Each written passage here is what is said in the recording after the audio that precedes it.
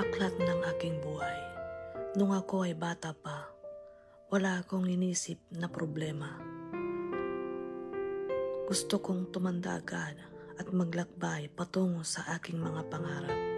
Tulad ng isang libro, maaari mo din akong basahin at intindihin. Anong parte ng buhay ko ang gusto mong basahin? Kung mahilig ka sa drama, tiyak na ikaw ay iiyak din.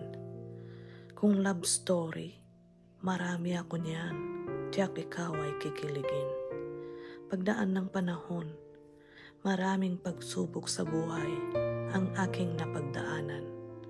At sa kasalukuyan, ang istorya ng aking buhay ay parang pelikula.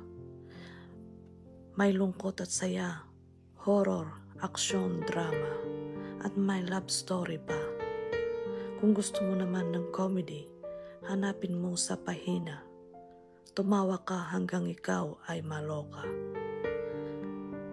Ang ending ng istorya, patuloy ko pang pinagbubuti.